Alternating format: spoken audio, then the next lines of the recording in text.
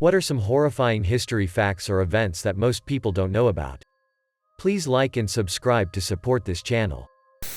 The Irish famine wasn't a famine. There was plenty of food, it was just being sold by the British, who were, either willfully or negligently, allowing the Irish to die. The savagery of it prompted Jonathan Swift to write his modest proposal, saying that what the British were doing was just as bad as feeding the Irish babies to their parents. It's also thought to be an inspiration for Bram Stoker's Dracula. Foreigner comes to England, thrives of his soil and drains the life from the native people.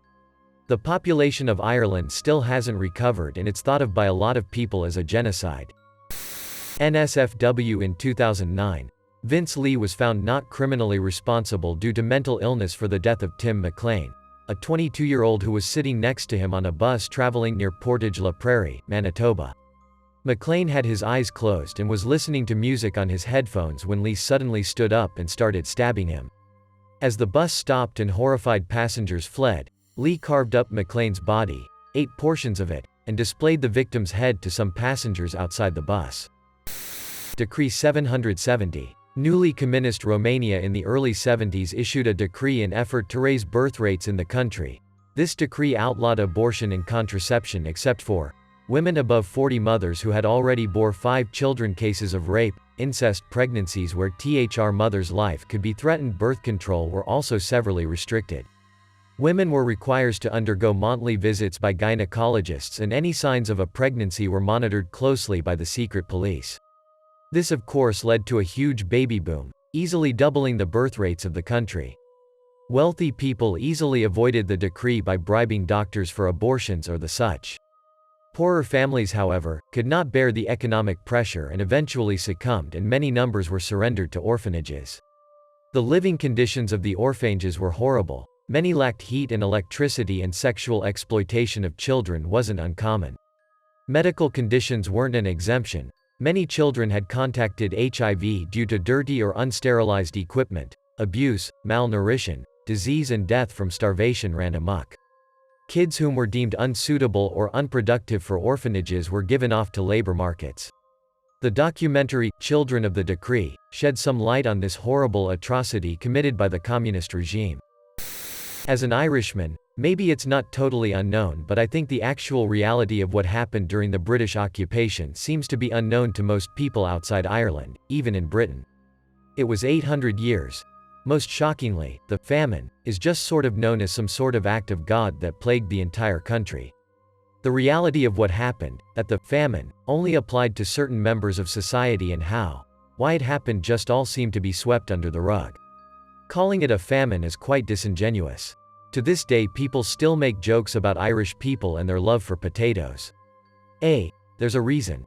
There was nothing else left to us, and when that was gone, there was literally nothing else given to us. Though there was actually food to be had, it's not that we loved them, it was basically, that's all you have, eat it or die of starvation. The Aztecs performed acts of massive human sacrifice of slaves. In one such event, over 10,000 slaves had their hearts torn out while still alive. The blood permanently stained the pyramid. By the time that the Spaniard Cortés arrived, thousands of natives from conquered tribes joined him to be rid of the Aztec Empire. Over 90% of the army against the Aztecs was native tribesmen of former slave nations of the Aztec Empire. The Battle of Ramree Island during World War II, of course. A battle off the coast of Burma in the swamp-like mangroves. Japanese soldiers were traveling in waist-deep water, navigating through the mangroves while at night. There are reports of British soldiers hearing the soldiers being picked off and ripped apart by the abundant freshwater crocodiles during the night as the Japanese unknowingly all walked to their deaths. It is one of the highest rates of crocodile-related fatalities in history. I can't imagine just being on a ship at night and just listening to people screaming as they're being ripped apart by a living dinosaur. There is a reason these creatures have been around for hundreds and millions of years, as they are the perfect hunters, and live in areas where all life must eventually return. The water. The World War II bombing event that killed thousands of fleeing Holocaust survivors as they were being transferred by ships to Scandinavia. Apparently, friendly RAF bombers were misinformed that the ships they were told to bomb were fleeing, attacking Nazis. I've read that the bombers did not know the horror of their actions until much later. There are a number of hidden World War II stories in the UK's 100-Year Secrets Act that would probably sit well in this thread. I don't know how common this knowledge is in other countries, but in the US they don't teach us about what King Leopold did in the Congo. I've heard it called the Forgotten Holocaust, and I think that's appropriate. 10 million Africans died. He cut the hands off of children for not getting enough rubber. The way he would motivate them is that his men would kidnap the women of the village, and in order to secure their release, the men were forced to work under brutal conditions. Engineers advised NASA to postpone the launch of the Space Shuttle Challenger, due to concerns about the O-rings in the solid rocket boosters at low temperatures. They were overruled, largely because the next launch window wasn't on a school day, and having students watch the first teacher launch to space was big PR goal. As everyone knows, that launch failed because an O-ring in one of the SRBs failed. The Demmin Massacre. TLDR. Basically, the Red Army swept into a small German town looking for Nazis, and, not finding anyone suitably soldier-like, instead set the whole place on fire and started raping whomever they could grab. Within a couple of days, mass suicides began to result, on such a scale that the Soviets actually started cutting down the nooses, bandaging slit wrists and holding people back from running for the two rivers. The dead were buried in mass graves, and to this day it's not even known for sure how many victims there were. The Franklin expedition in 1845 to find the Northern Passage, which would be a faster route when traveling and freighting cargo across the Northern Hemisphere to Asia and China. The ships got caught in the ice and therefore stuck there forever. The crew turned to cannibalism as a way to survive in the cold and stayed on the lower decks of the ships, where they'd eventually get very sick because of malnourishment. One of the ships were named Terror. Ironically, there's a book about it which of course puts in some supernatural elements to the story. I however think the real story is creepy in its own right. Imagine being stuck in the ice, it's cold as fuck everywhere, there's no food left and the nights are very dark. AMC is making it a series as well, named after the ship, the Terror. It's directed by Ridley Scott, so it's bound to be unnerving. Trailer. In the Triangle Shirtwaist Fire, young women were making clothes when a lit cigarette started a fire. They had been locked in because they needed to keep labor unions out. The elevator became too overheated to function, the fire escapes melted, and they were on the upper levels of the building. Many of the girls, most from 12 to 25 years old, either suffocated in the fire or jumped to their death. Many impaled themselves on a fence below when they jumped, or simply hit the ground with a thud and stopped moving. Policemen and firemen could do nothing but watch them fall. Alexander Graham Bell was a eugenicist. His ideas didn't kill anyone, but he fucked up deaf education in the US for years. The use of sign language was banned in the classroom and every deaf teacher lost their job because they couldn't teach speaking, lip reading. Instead of spending time learning important shit like reading and math, the students had to waste their time on lip reading and speech, which not everyone succeeds at and is still pretty impossible most of the time. This ban continued until the 60s, 70s. Additionally, he wrote a whole essay about how deaf people shouldn't be allowed to intermingle because they would create deaf children and advocated for compulsory sterilization laws.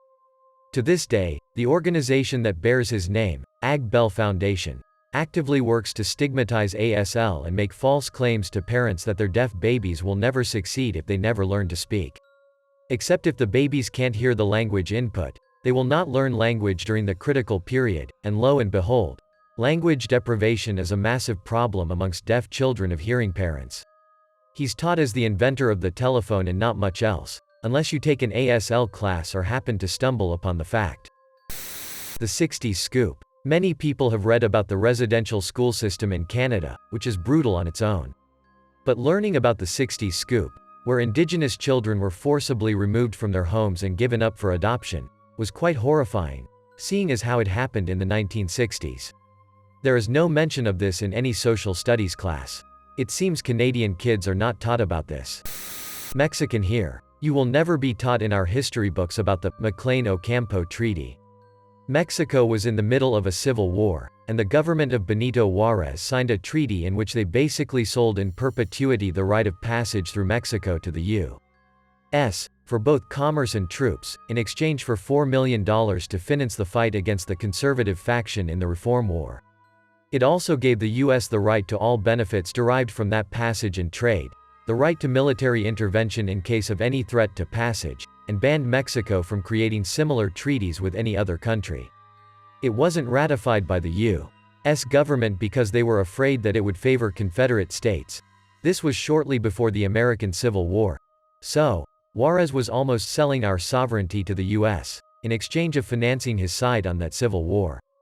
It doesn't appear in our history books because Juárez is treated as our particular version of Jesus Christ and he never did anything wrong. About the real face of colonialism. Though Britain believes they modernized their colonies, but they never talk about the destruction and loot they did.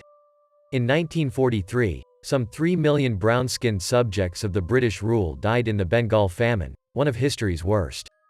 Churchill, as part of the Western War effort, ordered the diversion of food from starving Indians to already well-supplied British soldiers and stockpiles in Britain and elsewhere in Europe, including Greece and Yugoslavia. And he did so with a churlishness that cannot be excused on grounds of policy. Churchill's only response to a telegram from the government in Delhi about people perishing in the famine was to ask why Gandhi hadn't died yet. Source. This always deserves more notice. From 1932 to 1972, the U.S. Public Health Service intentionally let around 400 black men live with syphilis thinking it was cured to see what would happen.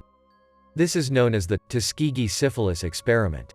It's even worse. Penicillin became the treatment for syphilis by 1947 and they still didn't treat the ones infected. In fact, they intentionally made sure they didn't even get information about penicillin. This is a horrifying modern historical fact. The Red Lake school shootings. In 2005, an internet-addicted asshole kid went into his high school and killed a bunch of 15-year-old kids, a security guard, and a teacher, I believe. It's been years, so even though I was in the middle school at the time, the details are hazy. After killing his grandfather and his grandfather's younger girlfriend. When the police arrived, he killed himself. There were 10 deaths total, only 3 less than Columbine, but Columbine was in 1999. It was horrible, but it's never discussed. Why? I believe that nobody remembers it because it happened on an Indian reservation, and only one white life was lost. That in 1961, the U.S. almost accidentally nuked Goldsboro, North Carolina. A B-52 carrying 2-3-ish megaton bombs took off out of the Air Force Base there, but the plane was leaking fuel. The pilot ordered everybody to eject and the plane broke apart before impact. The bombs required 4 separate arming switches to be activated to actually detonate it, so the pilot was more worried about his crew. 5 made it, but sadly 3 still died either in the crash or in the ejection. The bombs both hit the ground with only very minor damage and, obviously, did not detonate. However, upon recovery somehow one bomb had **3 of its 4 arming mechanisms activated. One simple, low-voltage switch was all that kept a bomb roughly 250 times stronger than the one dropped on Hiroshima from going off in North Carolina. The Third Battle of Ossowiec Fortress, i.e. Attack of the Dead Men, 1915 current-day Poland. In the beginning years of World War I, Germany set their sights on a border fortress controlled by the Russians. The first and second assault both ended with a German defeat and high casualties for both sides.